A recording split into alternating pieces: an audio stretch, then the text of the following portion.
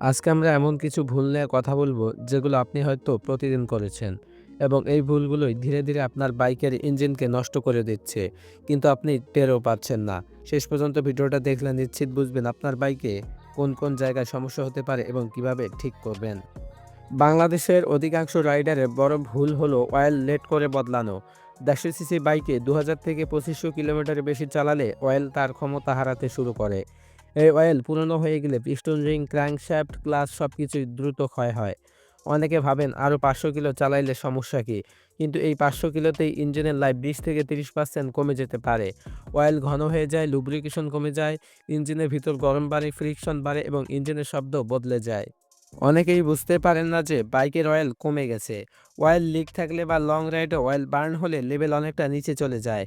Oil কম থাকলে করে কি, পিস্টন গরম হয়ে স্ক্র্যাচ পড়ে, বোর ক্ষতিগ্রস্ত হয়, ইঞ্জিন কম্প্রেশন কমে যায় এবং কিছুদিন পর স্টার্ট নিতেই কষ্ট হবে। সবচেয়ে বড় ভিকটিম পিস্টন রিং আর ক্লাচ প্লেট। নতুন বাইকের প্রথম 1000 কিমি হলো ইঞ্জিনের আসল লাইফ সেট হয়ে যায় এই সময়ের উপর। অনেকেই প্রথম দিনেই 80 থেকে 100 স্পিডে তুলে ফেলে, হঠাৎ ব্রেক করে, হঠাৎ গ্যাস ওপেন করে। এটা ইঞ্জিনের সবচেয়ে বড় ক্ষতি। এর সঠিক নিয়ম হলো 0 থেকে 300 কিলোমিটার পর্যন্ত 40 স্পিড, 300 থেকে 600 কিলোমিটার পর্যন্ত 50 থেকে 60 স্পিড এবং 600 থেকে 1000 কিলো পর্যন্ত 70 স্পিডে। অতিরিক্ত রেপ, অতিরিক্ত লোড বা লং রাইড সব এড়িয়ে চলতে হবে।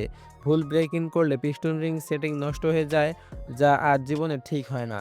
একটি বাইকে 3 জন চড়ে বা ভারী মাল নিয়ে বাইক চালালে ইঞ্জিন তার সীমার বাইরে কাজ করে। ক্র্যাঙ্কশ্যাফটের উপর চাপ পড়ে, ক্লাচ প্লেট দ্রুত পড়ে যায় এবং গিয়ার স্লিপ করতে থাকে। এতে ইঞ্জিনের ওভারহিট বাড়ে এবং মাইলেজ কমে যায়। দেখতে বাহাদুরি মনে হলেও এর খেসারত দিতে হয় ইঞ্জিন দিয়ে।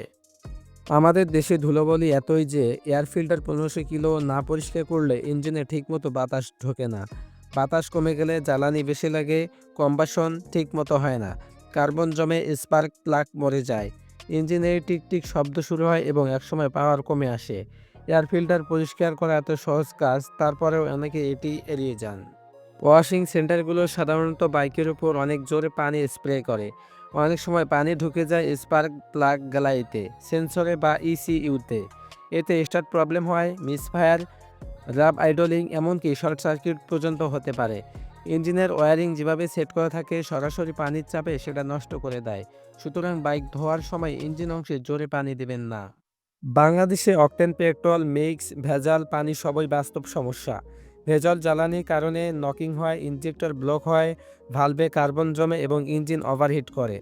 অনেকেই বলেন তেল সস্তা পেলাম, দিয়ে দিলাম, কিন্তু এই সস্তা তেলে ইঞ্জিনের হাজার হাজার টাকার ক্ষতি হয়। যে পাম্প ভালো রেকর্ড রাখে সেখান থেকেই জ্বালানি নেওয়ার চেষ্টা করবেন। কম গতিতে বড় গিয়ার বা বেশি গতিতে ছোট গিয়ার, এ দুটোই ইঞ্জিনের শত্রু। ইঞ্জিন তখন তার প্রয়োজনের চেয়ে বেশি চাপ খায়। গিয়ার সঠিকভাবে না বদলালে মাইলেজ কমবে, পাওয়ার কমবে এবং অভ্যন্তরীণ অংশগুলো ক্ষতিগ্রস্ত হবে। ইঞ্জিন টান টান মনে হলে বুঝবেন গিয়ার ভুল। লোকাল পিস্টন, লোকাল রিং, সহজে পাওয়া কম দামি ক্লাচ, এগুলো কয়েক মাসে ইঞ্জিন নষ্ট করে দেয়।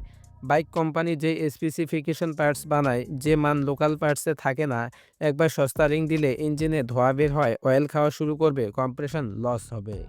আজকে যে ভুলগুলোর কথা বললাম, যেগুলো করলে বাইকের ইঞ্জিন দীর্ঘমেয়াদে নষ্ট হয়ে যায়, আপনি যদি এই ভুলগুলোর মধ্যে 2-3টাও নিয়মিত করেন তাহলে এখনই ঠিক করার সময়। ইঞ্জিন একবার নষ্ট হলে ঠিক করতে 15 থেকে 20,000 টাকা লাগতেই পারে, কিন্তু প্রতিরোধ করতে খরচ লাগে খুবই কম। ভিডিওটি ভালো লাগলে লাইক, কমেন্ট, শেয়ার করবেন এবং আপনার বাইকের মডেল কমেন্টে লিখে জানান কোন ভুলটি আপনি আগে করতেন, সেটিও আমাদেরকে জানান। ধন্যবাদ। পরবর্তী ভিডিও কী নিয়ে চান সে বিষয়ে অবশ্যই কমেন্ট করবেন। ধন্যবাদ। সে পর্যন্ত সবাই সুস্থ থাকুন। আল্লাহ হাফেজ।